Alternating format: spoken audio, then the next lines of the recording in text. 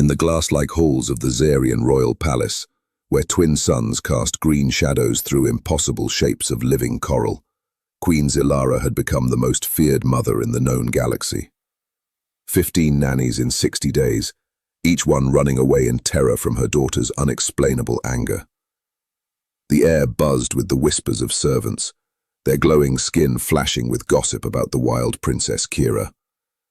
Yet in the depths of these shining hallways where no noble foot had ever stepped, a human janitor named Marcus pushed his cleaning cart through the darkness, his worn hands steady despite the shaking in his chest. He had lost everything on distant Earth, his wife, his hope, his place in a universe that had forgotten him. But tonight, as Princess Kira's screams echoed through the palace walls, something old stirred in his father's heart. Before we start, subscribe now so you don't miss more incredible stories like this one. Oh, and before we dive in, tell us in the comments, where are you watching this video from? We love hearing from you, and always read every message. The Zephyrian royal palace rose like a frozen song against the space cloud sky, its tall towers breathing with the rhythm of ancient living technology. Each wall pulsed with lines of silver light, and the floors beneath sang softly with the footsteps of those thought worthy to walk upon them. In the grand nursery, where holographic gardens bloomed in impossible colors, Princess Kira sat alone among the wreckage of another lesson.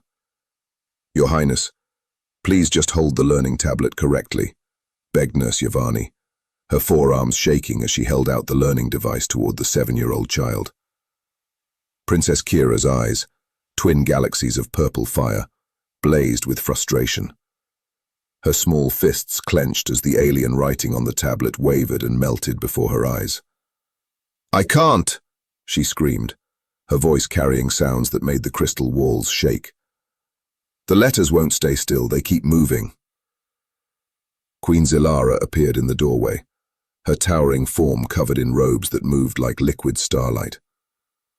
Her long skull wore the crown of 7 worlds, and her voice carried the power of 1,000 conquered star systems. "Nurse Yavani," the Queen said, her tone sharp as broken ice. "You are fired permanently." The nurse's glowing patches flickered in distress. "Your Majesty, perhaps if we tried a different way." 15 different ways," Queen Zilara interrupted, her silver eyes narrowing to slits. 15 failures. Princess Kira is heir to the Zephyrian Empire. She will learn our ways, or she will learn nothing at all. As Nurse Yavani gathered her things with trembling arms, none of them noticed the human figure in the shadows of the hallway beyond. Marcus Chen pressed himself against the living wall, his brown eyes reflecting the palace's magical glow. His janitorial uniform, rough woven fabric that marked him as the lowest rank in this alien hierarchy, seemed to absorb the light rather than reflect it. In his chest pocket, worn smooth by countless touches, lay a photograph of a small girl with dark hair and laughing eyes. His daughter Emma, lost to him forever on a world that now existed only in memory.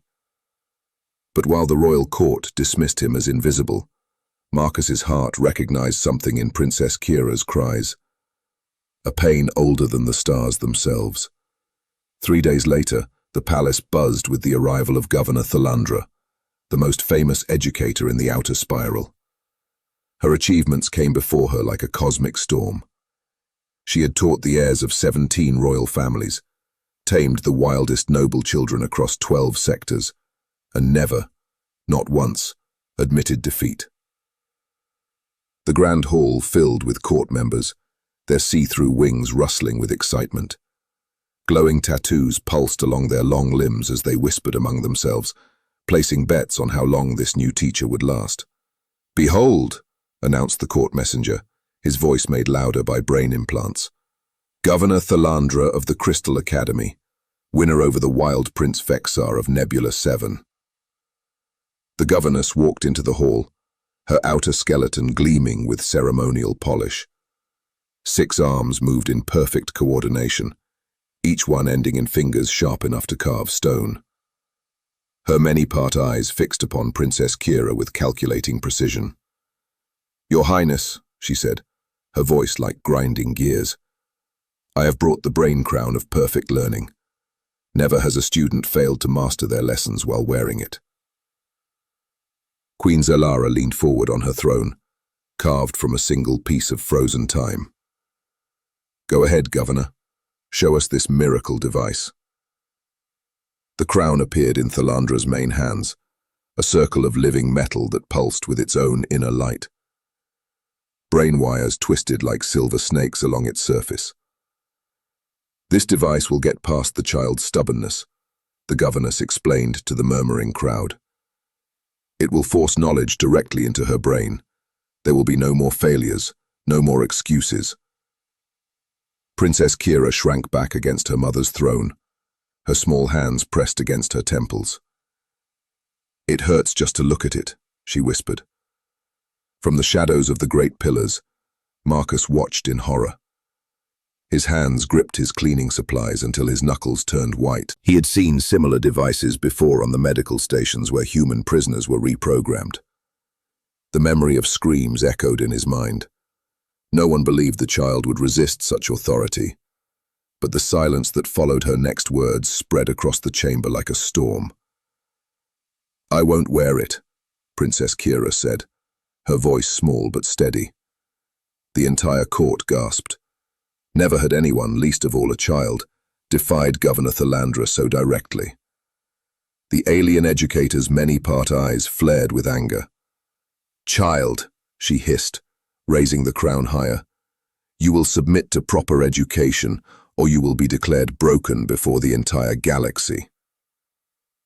Queen Zara's face remained a mask of royal calmness, but her silver eyes flickered with something deeper, perhaps recognition, perhaps fear. "Place the crown," she commanded coldly. As Governess Theandra approached, Princess Kira's purple eyes began to glow more brightly. The air around her shimmered, and several court members stepped back instinctively. But before the device could touch her head, a voice cut through the tension like a blade. "Stop." Every head turned toward the source, a human figure stepping out from behind a pillar, his janitor's uniform a stark contrast to the fancy clothes around him. Marcus Chen walked forward with steady steps, his eyes never leaving Princess Kira's face. Governor Thalandra's voice dripped with contempt. "Security. Remove this contamination from the royal presence." But Marcus continued walking, his voice calm and clear. "Your Highness," he said, speaking not to the Queen but to the child. "You don't like the way the letters dance, do you?" Princess Kira's eyes widened. No one had ever described it that way before. The way symbols seemed to leap and swirl whenever she tried to read them. They won't hold still," she whispered. Marcus knelt before her, his worn human hands steady despite the hugeness of what he was doing, speaking to royalty without permission, speaking to the heir of an empire that had once tried to kill his entire species. Around them, the shocked gasps from the crowd created a wave of sound that seemed to make the very walls lean inward with anticipation. "My daughter Emma used to say the same thing," he continued, his voice carrying a father's gentle authority that cut through centuries of diplomatic rules. "She said the letters were trying to escape from the page because they were afraid of being trapped. She said they wanted to fly free and tell stories to the stars." For the first time in months, Princess Kira's expression softened. Her purple eyes, so like her human father's, reflecting a wonder that no brain device could ever create. "What did you do?" she asked, her small voice carrying the weight of desperate hope. "We made reading into a game," Marcus replied, reaching slowly into his uniform pocket to pull out something precious. A small hand-carved wooden toy, a butterfly that Emma had made in her last art class. We chased the letters down and convinced them to stay still, by showing them how beautiful stories could be when they worked together. We told them they were brave explorers, not prisoners. The wooden butterfly caught the light from the hall's glowing panels, its simple human craftsmanship a stark contrast to the high-tech marvel surrounding them. Yet, as Princess Kira reached out to touch it, her fingers glowing with that strange inherited power, the toy seemed to come alive, its carved wings fluttering ever so slightly in her palm. Queen Zara's voice cut like ice through the moment of connection. "Guards, seize this human at once. How dare he contaminate the royal air with his primitive superstitions?" But as the royal guards moved forward, their outer skeletons gleaming with ceremonial weapons, their brain implants crackling with violent intent, something important shifted in the chamber's atmosphere. Princess Kira stood straighter, her small form suddenly radiating an energy that made every glowing patch in the room flicker in response, creating a waterfall of light that rippled outward like waves on a glowing sea. And just when everyone thought the child would break under pressure, something was revealed that no one expected. Princess Kira stepped between Marcus and the approaching guards, her small form suddenly radiating an energy that made the glowing patches of every court member flicker in response. "Don't touch him," she said, and her voice carried sounds that echoed through the palace's living structure itself. The guards froze mid-step, their brain implants sparking as they tried to process the conflicting signals. Governor Thalandra's many-part eyes widened in shock. "Impossible," she breathed. "The child shows signs of..." But that bloodline was thought extinct. Marcus felt the weight of 1,000 stares, but he kept his eyes on Princess Kira. "Your Highness," he said softly, "would you like to hear a story about letters that learned to dance together instead of running away?" The child nodded, her power still crackling in the air around them like visible music. Queen Zilara rose from her throne, her towering form casting shadows that seemed to move independently. "Human," she said, her voice carefully controlled. "You dare to approach the royal heir without permission. You dare to speak to her as if she were common." "No, Your Majesty," Marcus replied, his voice steady despite the trembling in his chest. "I speak to her as if she were a child who needs understanding instead of force." The words hung in the air like a challenge to the basic order of the universe. Around the hall, nobles whispered behind hands and wings, their gossip creating a wave of sound that built like an approaching storm, the kind of storm that changed weather patterns for generations. In the noble galleries, ancient houses that had remained silent for centuries began murmuring among themselves. The House of Crystalline Thought, whose members communicated only in math equations, actually spoke aloud for the first time in living memory. The shadow dancers of the Outer Rim, who existed partially outside normal space-time, stabilized into full reality to better observe the unprecedented scene. This was more than a scandal. This was a moment that would be studied by alien scientists for thousands of years.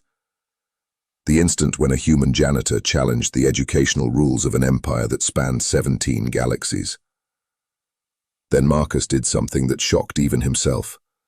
Something that broke every rule of survival he had learned during the war. He reached into his worn uniform pocket with careful slowness, drawing out not just the small battered book he had shown Princess Kira, but something else. A data crystal that caught the light and threw it back, in patterns that several aliens recognized with growing amazement. "This belonged to my daughter," he said, his voice carrying across the vast hall with surprising strength. "But before that, it belonged to my wife, Dr. Sarah Chen, lead language expert of the First Contact protocols. She spent 15 years developing the translation systems that allowed our species to communicate before we chose to destroy each other instead." The data crystal pulsed with soft light as he held it up, and the palace's quantum computers immediately began analyzing what was inside. What they found sent shockwaves through the assembled crowd. Language algorithms that had been thought lost in the war. Translation protocols that could bridge not just language, but the basic thinking differences between species. The book itself, Those yellow pages that had seemed so primitive moments before began to reveal its true nature. The human letters weren't just symbols. They were embedded with quantum encoding that could adapt to any reader's brain structure. Sarah Chen had spent her life's work creating texts that could teach any mind, no matter how alien, to find the beauty in learning. She taught me that every story has the power to change a life, Marcus continued, his voice growing stronger as he spoke his wife's words. But more than that, she taught me that every mind learns differently, and that difference is not a flaw to be corrected. It's a gift to be celebrated. As Princess Kira reached for the book with trembling fingers, her own power responding to the quantum encoding embedded in its pages, something unprecedented began to happen. The alien writing that had tormented her for months didn't just become clear. It began to transform, becoming something that belonged to neither human nor Zephyrian consciousness, but to both. The letters danced across the pages, but now their movement was graceful, purposeful, like a choreographed performance rather than chaotic flight. And as they danced, they began to sing, literally sing with sounds that made the entire palace echo in sympathy. It wasn't just knowledge, it was legacy. And suddenly silence fell across the crowd. As Princess Kira opened the ancient book, something extraordinary happened. The human letters, crude by Zahirian standards, began to glow with the same purple light that came from her eyes. But more than that, the letters themselves started to transform, becoming something that bridged two worlds. "I can read it," she whispered, wonder filling her voice. "The letters, they're not afraid anymore." Queen Zilara stepped down from her throne, her silver eyes fixed, not on the book, but on Marcus himself. When she spoke, her voice carried a note that hadn't been heard in the palace for 7 years. Uncertainty. "Human," she said slowly. "What is your full name?" Marcus straightened, meeting her alien gaze with quiet dignity. "Marcus Chen, formerly of the Earth Diplomatic Corps, former language specialist for the First Contact Protocol, former father."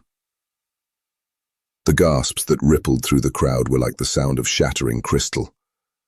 Every noble, every guard, every servant suddenly understood what they were witnessing.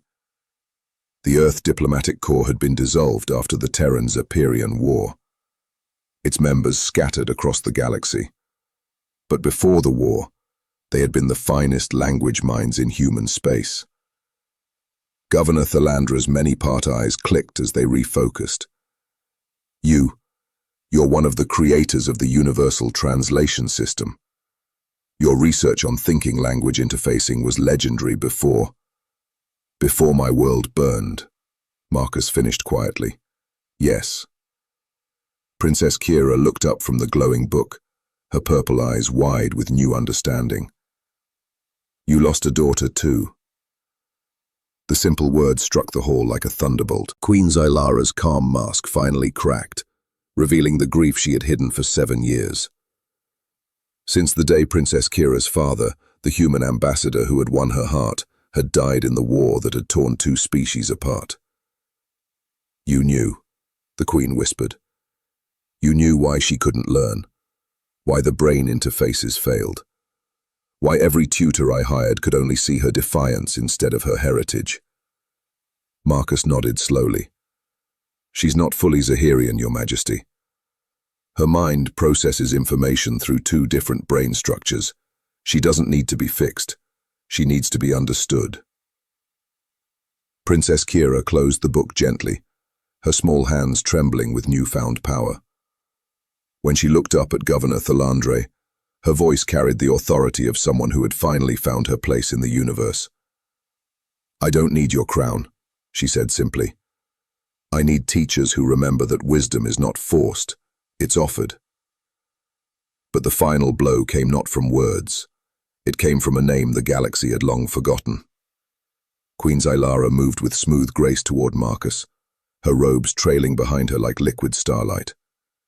When she spoke, Her voice carried across the hall with the power of absolute authority. "Court members of Zaheria," she announced. "You stand in the presence of Marcus Chen, widower of Dr. Sarah Chen, creator of the Harmony Protocols, the human who gave his life's work to building bridges between our species before we chose to burn those bridges down."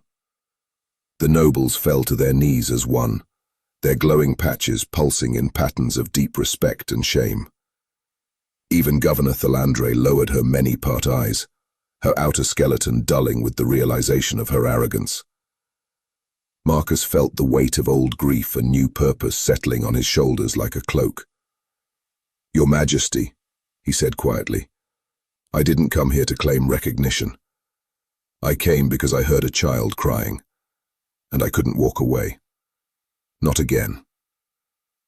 Princess Kira approached him then, the ancient book still glowing in her hands.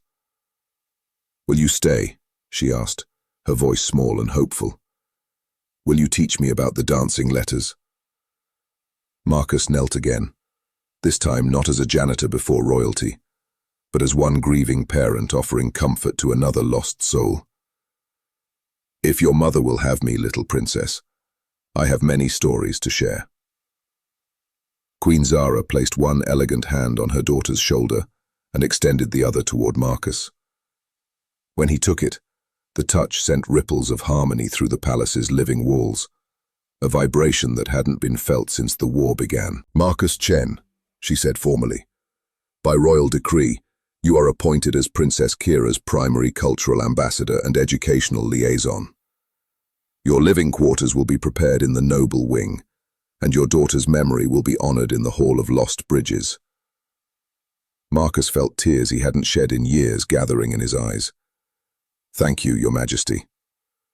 As Governor Thalandre gathered her pride and her brain crown to depart in disgrace, Princess Kira called out to her.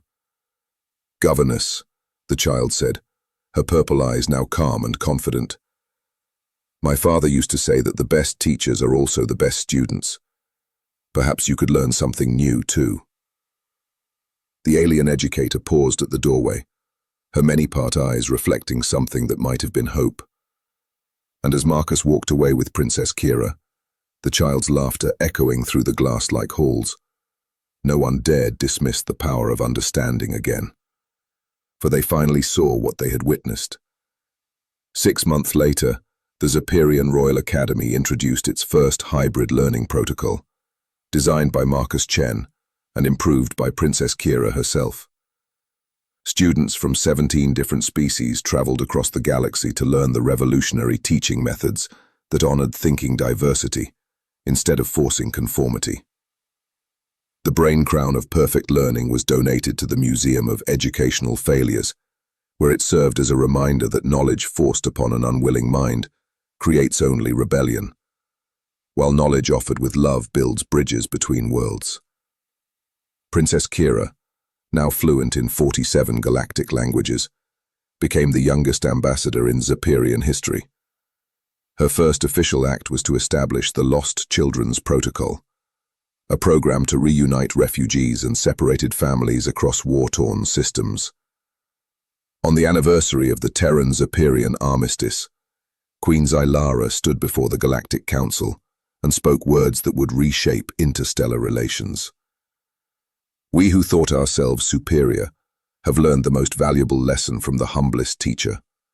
A janitor taught a queen that true strength comes not from forcing others to be like us, but from celebrating the beautiful differences that make us all stronger together." Marcus Chen, now wearing the ceremonial robes of a royal educator, kept his old janitor's uniform hanging in his chambers, a reminder that the most profound changes often begin with the smallest acts of compassion. In his desk drawer, beside the faded photograph of Emma, lay a new picture. Princess Kira, laughing as she chased letters across a page, her purple eyes bright with the joy of discovery. In a universe built on conquest and control, sometimes a single act of understanding is enough to shift the stars themselves. For in the end, we are all children trying to make sense of dancing letters, and we all need someone patient enough to help us catch them, one story at a time.